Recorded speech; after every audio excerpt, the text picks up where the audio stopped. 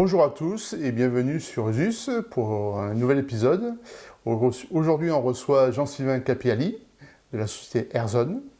Bonjour Jean-Sylvain. Bonjour Daniel. Bienvenue chez ZUS. Merci de m'avoir fait venir pour présenter les solutions Airzone dans ta chaîne Usus by Idétique. Je t'en remercie. Alors, tu vas te présenter. Tu sais, on a une particularité, c'est qu'on aime bien recevoir les gens et donc on aime bien que les gens se présentent. Donc, je te laisse te présenter. Donc je me présente, Jean-Sylvain Capiali. Je suis entré chez Airzone depuis plus de 4 ans. Oui. Je m'occupe de la partie technico, commerce et prescription au niveau des bureaux d'études. D'accord. Je couvre le secteur PACA Ouest, notamment les Bouches-du-Rhône dans le 13, le 84 dans le Vaucluse, le 04 et le 05. Quelle bonne région. Je m'étends pas mal sur des belles régions. Oui. C'est un beau secteur. Et donc Airzone alors? Alors Airzone a été fondé il y a 25 ans maintenant. 25 ans, d'accord. Ah oui. Donc c'est assez jeune mais qui a connu une croissance exponentielle. Oui. On est à peu près 380 personnes dans le groupe. D'accord. Nous avons des filiales qui sont implantées en France, en Italie, en Espagne. D'accord. On a récemment également ouvert le marché au niveau des États-Unis. Donc on a créé Airzone aux États-Unis. Ok. On a également de l'intégration via des fabricants sur le marché canadien et australien. D'accord, ok. Donc voilà, voilà, c'est la vente en OEM, c'est la vente en OEM, c'est la vente OEM, ouais. c'est eux qui gèrent l'intégration. De gros noms qui sont bien connus, Daikin et Johnson Control pour Hitachi. D'accord, ok. Et Mitsubishi Electric suivant les marchés. D'accord. Alors Airzone, qu'est-ce qu'ils proposent comme produit? Qu'est-ce que vous proposez? Alors nous sommes spécialisés dans la régulation pièce par pièce. Notre objectif est de pouvoir faire des économies d'énergie. Oui, d'actualité. Hein. C'est d'actualité, donc ce qui permet donc de pouvoir contrôler pièce par pièce, donner des températures, remonter toutes ces informations sur une centralisation, donc on platine centrale, qui elles vont avoir une passerelle de communication dédiée aux fabricants. D'accord, c'est-à-dire que vous adaptez en fonction du fabricant, je vais nommer des noms comme ça, Mitsubishi, Daikin et autres, vous savez vous interfacer avec eux pour pouvoir leur remonter les informations pour la production. D'accord. Pour la production. Donc de ce fait, ça permet d'optimiser en fait le rendement de la machine, de la production.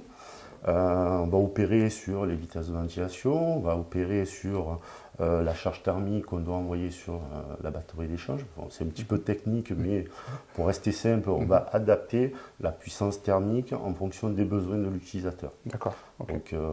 Donc en effet, ça se fait à travers une passerelle de communication, mais vous avez un plénum qui permet de gérer l'aérolique dans la maison ou dans le bureau. Tout à fait. Et gérer cette aérolique dans le volume de vie. Dans le volume de vie, voilà. Donc on va considérer une unité de production seule, et nous on va amener en fait une charge thermique, un besoin par température. Donc on va permettre de traiter chaque zone indépendamment, donc ce qui permet de gagner en économie d'énergie.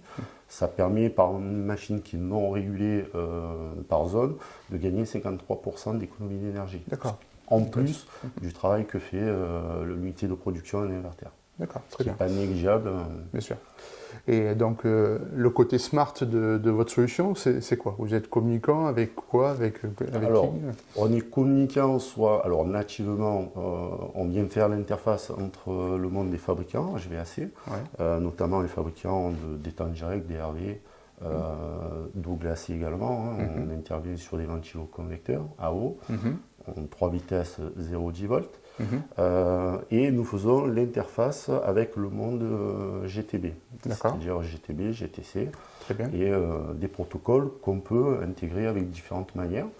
Nativement, nos solutions sont déjà natifs Modbus, sans rajouter d'interface.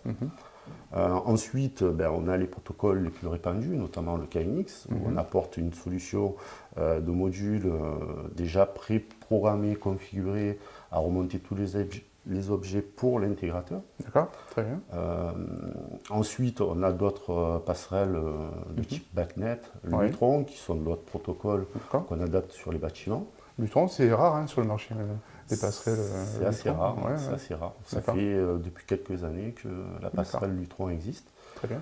Donc on permet de donner la table d'échange directement sur la configuration Lutron. D'accord, très bien. Beau petit produit, hein. Je sais que ça se déploie pas mal avec les intégrateurs, hein. Mes équipes apprécient de travailler avec les produits AirZone. Je crois que sur le décret, notamment sur le décret BAC, vous avez une réponse, enfin vos produits Alors on a répondent. des certifications, Voilà. notamment donc, le décret BACS qui permet effectivement nos solutions répondent à la classification B. Et ça permet effectivement d'obtenir des aides gouvernementales. D'accord. Qui ne sont pas négligeables, C2E, donc Bien sûr. sur un ensemble de bâtiments régulés avec cette certification. Aujourd'hui, c'est très demandé, hein. Les maîtres d'ouvrage nous réclament Tout à fait. très souvent de savoir si les solutions Tout à qu'on fait. propose sont C2E, enfin du moins Vous répondez aux critères. Oui, aux critères, hein, pour le C2E, tout à fait. Tout à fait, nous répondons à ce critère-là. Après, nous avons d'autres certifications Ouais. qui touchent, où nous avons des certifications UBAC, Ouais. qui est important, hein, ce qui permet de réduire en fait on a une valeur temporelle qui est certifiée à 0,3 Kelvin, K.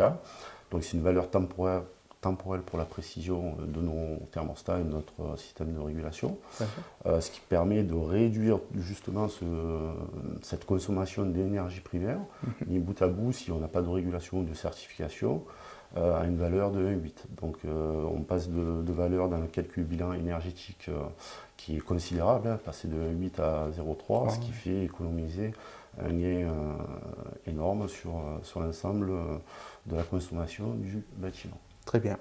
Actualité, quelle est l'actualité? J'ai entendu parler d'un rapprochement avec Schneider. Alors, on a des partenariats qui ont été signés très récemment. Alors, pour parler de Schneider à la fin, parce que c'est une fierté de pouvoir développer des projets avec ce groupe Schneider Electric. On a un partenariat qui est fait avec Wago, qui sont spécialisés dans le système d'automatisme et dans le bâtiment. On a également FHE Group, qui sont eux spécialisés dans la gestion de l'énergie, de l'autoconsommation photovoltaïque. D'accord. On a dernièrement également signé un partenariat avec Smart and Connective, Oui. qui sont spécialisés en fait dans de la GTB Lite, sous des protocoles Z-Wave. D'accord. Et on vient de signer effectivement récemment, depuis ce mois-ci, un partenariat avec Schneider Electric, où on va pouvoir s'intégrer en fait sur leur configuration et leur logiciel e-configure, et notamment sur le Space Logic KNX, Wither et Wither KNX. Donc, ce qui permettra de maîtriser et optimiser toutes les installations par des temps directs RR et de pouvoir l'intégrer dans leur logiciel de gestion d'énergie. Très bien. Bah, écoute, une entreprise qui a sa place au milieu de ce monde du HVAC, hein, entre la production, la distribution et la régulation. Je sais qu'en effet, vous êtes très apprécié dans le métier. Je te remercie pour ta présentation. Merci Merci Daniel, pour être venu nous voir et je vous dis à bientôt sur un prochain épisode. Au revoir.